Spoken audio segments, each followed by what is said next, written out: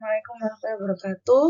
Jadi minggu ini masih saya pakai rekaman karena kan libur panjang ya. Jadi saya bingung kelas satunya nanti yang hari Jumat gimana. Jadi udah kita rekaman semua aja. Minggu ini kita bahas metode lain lagi selain regresi yang bisa digunakan untuk eh, menyelesaikan permasalahan menggunakan model empiris. Yaitu kita mengenal namanya Artificial Neural Network atau ANN. Nah, ANN ini adalah sebuah sistem untuk pemrosesan informasi dengan meniru cara kerja sistem saraf biologis. Makanya namanya neural, lalu dinetworkkan. Nah, neuron pada artificial neural network, jadi tiap penghubung diasosiasikan dengan sebuah nilai bobot, seperti pada sebuah sinapsis. Sinapsis ini ada pada bagian saraf. Lalu nilai bobot menentukan derajat pengaruh dari sebuah neuron ke neuron yang lainnya. Pengaruh dari sebuah neuron ke neuron yang lainnya merupakan hasil kali dari nilai keluaran neuron-neuron yang masuk atau X dengan nilai bobot yang menghubungkan neuron tadi. Lalu tiap neuron dikombinasikan dengan sebuah fungsi aktivasi yang berfungsi sebagai penghubung dari penjumlahan semua nilai masukan dan nilai luarannya. Keluaran dari semua neuron inilah yang nanti akan menentukan apakah sebuah neuron itu akan aktif atau tidak. Nah, prototipe ANN dikembangkan dari tahun 1993 oleh Alvin, digunakan di sistem kemudi otomatis kendaraan dengan kecepatan normal di jalan raya. ANN melakukan pembelajaran selama 5 menit untuk mengetahui bagaimana manusia mengendarai kendaraan tersebut. Lalu Alvin, ini nama penemu yang mengembangkan prototipe ANN, berhasil menjalankan kendaraan dengan kecepatan 70 mil per hour sejauh 90 mil di jalan raya, di sisi kiri jalan dengan lalu lintas jalan raya. Nah, input datanya berasal dari kamera yang ada sensornya. Nah, data diterima oleh 4 unit hidden layer. Output dari hidden layer diterima 30 unit output layer yang menunjukkan seberapa banyak kemudi harus diputar. Sehingga nanti akan muncul seperti ini. Ini adalah pemodelan empiris, cikal bakal pemodelan empiris menggunakan ANN.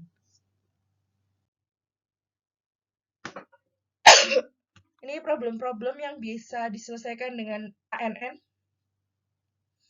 Data-data yang terlalu banyak noise-nya.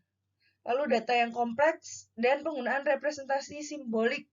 Misalnya decision tree.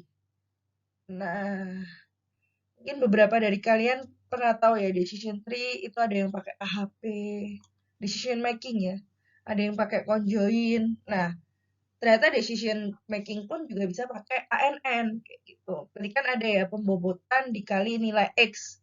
Jadi ada beberapa pilihan, nanti dikali bobotnya, nanti keluar mana yang nilai perkalian bobot dengan nilai X-nya yang paling tinggi. Itu yang akan decision-nya, secara decision dia yang akan diterima. Data yang kompleks, jadi kalau regresi ya, baik linear atau logit, itu cuma bisa membandingkan dengan satu variabel dependent saja. Jadi Y-nya cuma ada satu. Kalau dia sudah sangat kompleks, Y-nya lebih dari satu, terus tiba-tiba ada variabel mediasi lah, ada variabel moderasi lah. Nah, selain pakai SEM, kita juga bisa pakai ANN ini, Artificial Neural Network. Metode lain lah yang bisa digunakan. Nah, karakteristik masalah-masalah yang bisa diselesaikan dengan ANN, instan direpresentasikan dalam pasangan atribut value yang banyak. Lalu target output bisa bernilai discrete, real, atau vektor. Discrete atau real. Jadi bisa skala kontinu maupun skala non-kontinu atau skala nominal. Discrete. Bisa. Lalu bisa juga penggunaan representasi simbolik seperti decision tree. Lalu data-data yang mengandung error. Jadi kalau kita pakai neural network itu kita nggak harus membersihkan data kita ya dari outlier, dari missing value. Kenapa? Nggak semua outlier itu sebenarnya perlu kita bersihkan. Bisa jadi outlier itu memang ada dan memang ada masalah di situ. Ibarat kita bikin peta kendali ya. Kalian kan udah belajar quality control ya. Ibarat kita bikin peta kendali.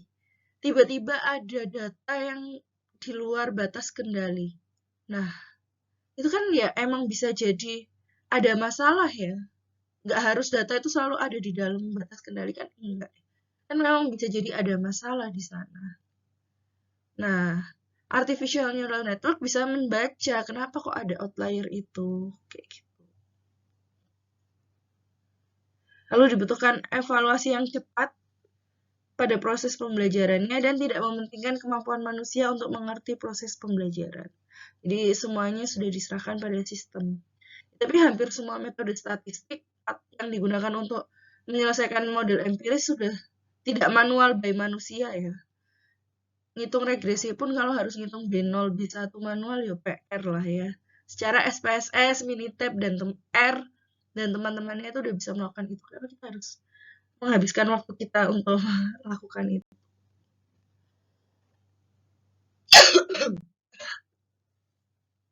Nah, ini penggunaan neural network pada umumnya sering dipakai di pemrosesan sinyal, sistem kendali, pengenalan pola, kedokteran, sintesa dan pengenalan suara, serta bisnis. Bisnis dipakai buat apa ya? Tadi decision making tadi itu yang dipakai. Gitu. ANN dipakai buat decision. Ada beberapa paper yang pernah saya baca yang bahas tentang ANN.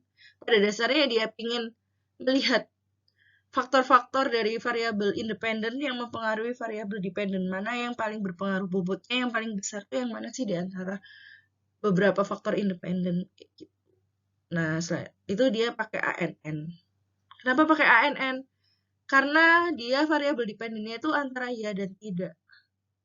Jadi dependennya itu ya dan tidak. Tapi variabel dependennya itu lebih dari satu, ada mediasinya gitu. Ibarat pengaruh, misalnya pengaruh 7P terhadap kepuasan dan revisit intention. Di mana pertanyaan revisit intentionnya itu, apakah kamu akan mengunjungi kembali restoran tersebut? Ya dan tidak. Nah, itu kita bisa pakai ANN. Pakai SAM pun juga bisa, tapi pada umumnya pakai ANN pun juga bisa. Itu kan bagian dari decision making.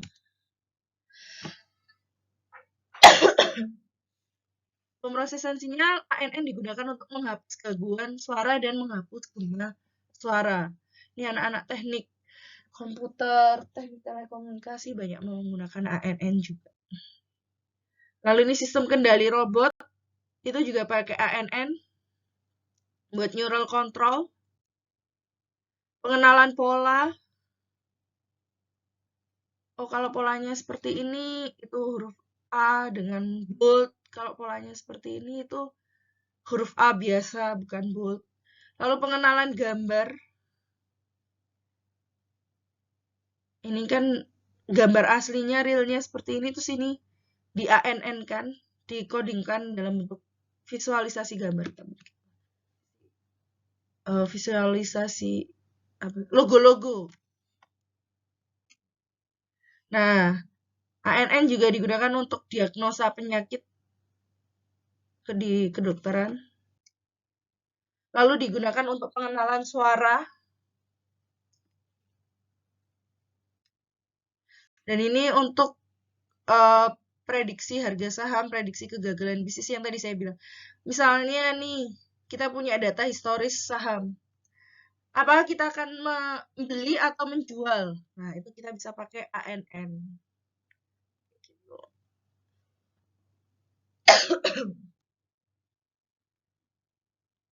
Nah, struktural artificial network, neural network ini ada beberapa macam struktur.